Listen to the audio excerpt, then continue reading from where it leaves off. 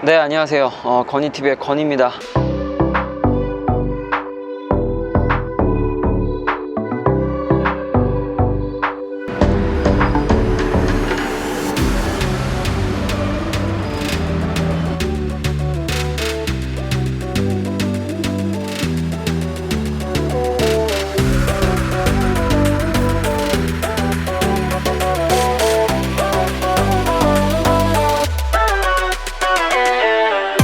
이번 영상에서는 뉴욕에서 지낸 것과 그리고 보스턴에서 지낸 것을 통해서 둘이 어떤 차이점이 있는지 이런 것들을 좀 한번 만들어 보면 좋겠다 생각해서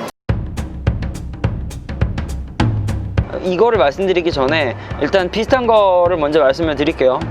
가격이 둘 다 비싸요.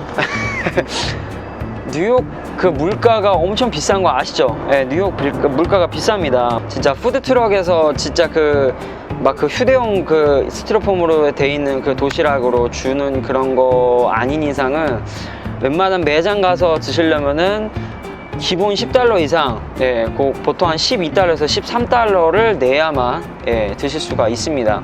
심지어는 패스트푸드 맥도날드에 있는 빅맥 버거도 $9.99를 주고 제가 먹었거든요. 그만큼 물가가 여기는 상당히 세다라는 거 아시면 될 것 같고요. 보스턴도 마찬가지입니다. 심지어 보스턴은 푸드트럭이 별로 없어요. 푸드트럭이 있기는 한데 하버드 가서 제가 한번 봤었고, 그리고 여기에 이제 커플리 스퀘어라는 광장이 있는데 그 광장에서 이제 행사할 때 옆에 푸드트럭이 있는 거 봤어요. 그 외에는 여기는 푸드트럭 자체도 많이 없는 것 같아요. 어쨌든 그렇습니다. 물가가 비싼 거는 참 비슷하다, 이런 거 좀 안 닮았으면 좋겠는데 서로 닮았어요. 뭐 그거 일단 말씀드리고, 그리고 차이라면은 보스턴 숙박비가 훨씬 비쌉니다. 제가 이제 뉴욕에서 에어비앤비를 사용을 했었거든요. 뉴욕 에어비앤비에서 사용했을 때 사용했던 그 비용이랑 보스턴에서 사용했을 때 그 숙박비 에어비앤비 비용이랑 비교하면 에어비앤비 보스턴이 훨씬 더 비쌌어요. 그래서 제가 보스턴에서는 에어비앤비를 사용하지 않고 그냥 유스 호스텔을 제가 지금 사용하고 있거든요. 왜냐면 가격이 너무 세거든요. 심지어는 유스 호스텔 가격도 그렇게 그러니까 싼 편이 아니에요.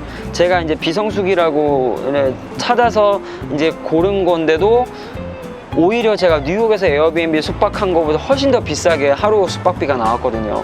그러니까 이런 것들을 차이를 보면은 오히려 보스턴이 더 뭔가 생활하는 데는 좀 비싸다라는 느낌이 좀 저에게는 많이 들었습니다. 두 번째 차이점은 지하철에서 인터넷이 된다 안 된다의 차이점입니다. 뉴욕에서는 여러분들 아실 거예요. 뉴욕에서는 인터넷이 안 됩니다. 뭐 데이터가 있어도 안 됩니다. 심지어는 지하철에서 제공하는 공짜 와이파이가 있는데도 안 됩니다.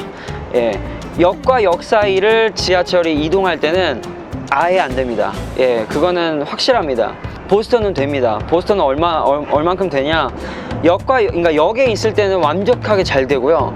심지어 이제 이동할 때도 아주 간간히 잘 되는 경우가 있어요.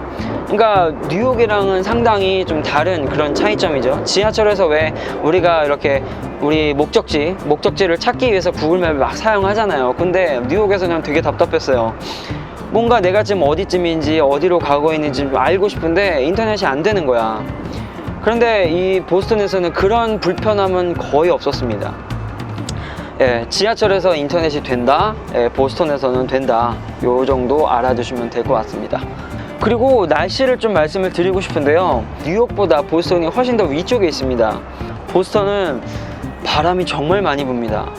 제가 이제 보스턴을 이제 갔다 오신 분 블로그들을 보면은 겨울에 그렇게 춥지는 않대요. 날씨 자체가 춥지는 않은데 바람이 그렇게 많이 분대요. 그래서 춥대요.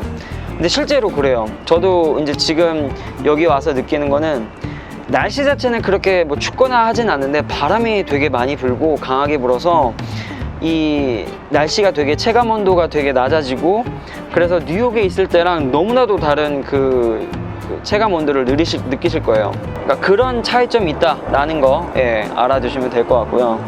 보스턴이 생각보다 그렇게 크지 않구나, 이런 걸 많이 느꼈어요. 제가 있는 곳이 사우스스테이션 쪽이에요. 그래서 사우스스테이션에서 이제 하버드까지 가려면은 걸어서 한 1시간 정도 걸린다, 이렇게 나와요. 근데 생각보다 지하철이 그렇게 차이가 나질 않아요. 뉴욕에서는 확실히 차이가 있었어요. 제가 브루클린에 살았을 때 맨하탄으로 가려면 지하철 없이 뭐 버스 없이는 사실 걸어서는 가기가 힘들거든요. 2시간 넘게 걸립니다. 그런데 여기는요, 보스턴이란 도시가 특히 다운타운이 생각보다 그렇게 막 크지 않아서 여러분들이 그냥 걸어가셔도 다운타운이나 아니면 여행 명소를 보시는 데는 그게 그렇게 크게 무리가 되지 않는 것 같아요. 제가 이걸 왜 말씀드리냐면, 보스턴을 제가 7일권 패스를 끊었거든요. 그런데 여러분들은 그렇게 하지 않으셔도 된다는 걸 말씀을 드리려고 하는 거예요. 물론 이제 지하철이 필요할 때가 있어요. 약간 좀 멀리 가거나 뭐 비치를 가거나 해변가를 가거나 그럴 때는 차라리 패스를 끊지 마시고 그냥 충전하는 방식으로 충전카드, 여기서는 찰리카드라고 하거든요. 찰리카드를 그냥 충전하셔서 그 충전하는 그 비용으로 그냥 지하철을 이용하시는 게 훨씬 더 저렴하고 알뜰하게 사용하실 수 있다라는 생각이 들어요. 아니면 그냥 일회권으로 사용하는 게 낫지 않을까, 그런 생각이 듭니다. 여러분들이 이제 한번 생각해 보시고 그거는 결정하시면 좋을 것 같습니다. 자, 그리고 마지막으로 뉴욕과 보스턴을 이제 두 군데 다 여행을 하시면 느끼실 거예요. 서로 라이벌이라는 거를 많이 느끼실 겁니다. 보스턴 사람들이 이제 우스갯소리로 이제 뉴욕보다는 여기가 좋다, 훨씬 좋다, 왜 뉴욕을 갔냐, 막 이런 농담도 하고 서로 앙숙이고 라이벌 관계라는 거 아셨으면 좋겠습니다. 그런데 뭐 그렇게 막 철천지 원수 이런 건 아니고요.